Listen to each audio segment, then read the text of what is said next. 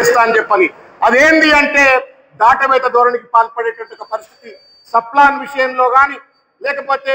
ప్రభుత్వ civil construction maintenance కాంట్రాక్ట్లలో బీసీలకు వాటా ఇస్తా అన్నటువంటి విషయం కానీ అనేక అంశాలలో అటు నిధుల విషయంలో సంక్షేమం విషయంలో విద్య విషయంలో చేతి వృత్తులకు సహాయం అందించే విషయంలో మొత్తానికి మొత్తం గుండుసుండా పెట్టి నేను కులగణన చేసి పడేసిన అని చెప్పని ఆ రిపోర్ట్ని ఆయన సీట్ కింద పెట్టుకొని వాళ్ళ మనని మోసం చేస్తా ఉన్నాడు 20,000 కోట్లు ఇచ్చిన బడ్జెట్ ఎంత అంటే 2023కు 6,000 కోట్లు బడ్జెట్ కేటాయిస్తే దాంట్లో సగం కూడా ఖర్చు పెట్టలే 24వ సంవత్సరంలో 9,200 కోట్ల రూపాయల బడ్జెట్ కేటాయిస్తే దాంట్లో సగం కూడా ఖర్చు పెట్టలే 25వ సంవత్సరంలో 11,000 పెట్టింది పెద్ద మనిషి అది ఎంత ఖర్చు పెడతాడో ఇంకా రివైజ్ ఎస్టిమేట్స్ మన ముందు లేవు అంటే మసిబూసి మారేడుకాయలు చేసి వాళ్ళ బీసీలను బడ్జెట్ కేటాయింపుల్లో మోసం కేసీఆర్ గారు మహానుభావుడు గొర్రెల పంపిణీ పథకం చేపల పంపిణీ పథకం చేతి వృత్తులకు అండగా ఉంటూ ఆలంబనగా ఉంటూ వాళ్లను ఆర్థికంగా సాధికారత కల్పించే విధంగా అనేక పథకాలు పట్టుకొస్తే ప్రతి పథకాన్ని వాళ్ళ కుంగలో దొక్కుతా ఉన్నాడు బహుజన బిడ్డలారా దయచేసి లేవాలా ఇవాళ కాంగ్రెస్ పార్టీలో ఉన్న బీసీలు కూడా ఆత్మశోధన చేసుకోవాల్సిన అవసరం ఉంది అణగదొక్కబడ్డ కులాలన్నీ కూడా ఆత్మశోధన చేసుకోవాల్సిన అవసరం ఉంది మన ఓట్లతో అధికారంలోకి వచ్చిన రేవంత్ రెడ్డి మనకెందుకు బడ్జెట్ ఇస్తా అన్న బడ్జెట్ ఇస్తలేడు 42% రిజర్వేషన్ ఎందుకు ఇస్తలేడు ఉపవర్గీకరణ ఎందుకు చేస్తలేడు గతంలో కేసీఆర్ గారు ప్రవేశపెట్టినటువంటి ఏ పథకాన్ని ఎందుకు అమలు చేస్తలేడు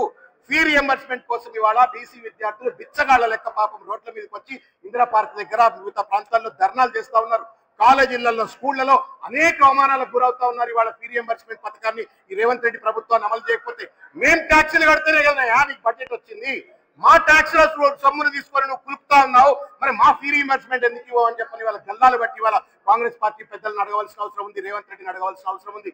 డాక్టర్ బిఆర్ అంబేద్కర్ ఓపెన్ మన ఓవర్సీస్ స్కాలర్షిప్ అది అమలు చేయట్లేడు ఇట్లా చెప్పుకుంటూ పోతే రాసుకుంటే రామాయణం అంతా వింటే భారతం అంతా అన్నట్టుగా ముదిరాజులను గంగపుత్రులను గొల్ల కురుమలను గౌడ్లను మున్నూరు కాపులను పద్మశాలను విశ్వకర్మలను రజకులను అనేక మంది పేరు మీద డిక్లరేషన్లు పెట్టి సర్వనాశనం చేస్తా ఉన్నాడు ఇవాళ బీసీలను మసిమూసి మారడికాయలు చేస్తా ఉన్నాడు రేవంత్ రెడ్డి పేరు మార్చుకుంటే మంచిదిగా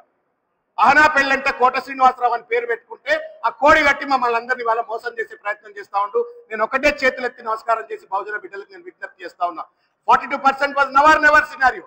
but that was also cheated ఇవాళ ఇంత పెద్ద ఎత్తున ప్రభుత్వంలో ఉండి మనల్ని మోసం చేస్తూ ఢిల్లీలో డ్రామాలు అసెంబ్లీలో డ్రామాలు కమిటీలో పెరిగిన డ్రామాలు చేస్తుంటే మనమేమో నోరెళ్ళబెట్టి మనం ఇవాళ చూస్తున్న పరిస్థితి నోరెళ్ళబెట్టి కాదు గల్లాలు బట్టి వాళ్ళ వీళ్ళందరినీ సర్దార్ సర్వాయి పాపన్న సాక్షిగా జయంతి సందర్భంగా అడగవలసిన అవసరం ఉందని చెప్పి తెలియజేస్తూ వాళ్ళ పెద్దలు మసూనాచారి గారు శ్రీనివాస్ గౌడ్ గారు మా పల్లె రవి గారు వీళ్ళందరూ కూడా పెద్ద గెల్లి శ్రీనివాస్ గారు మా బూడిద విచ్చమయ్య గౌడ్ గారు మా తులక్క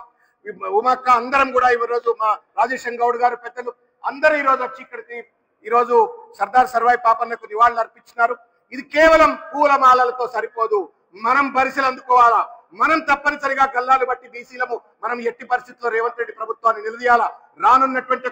బై ఎలక్షన్స్ లో కానివ్వండి లేకపోతే రానున్నటువంటి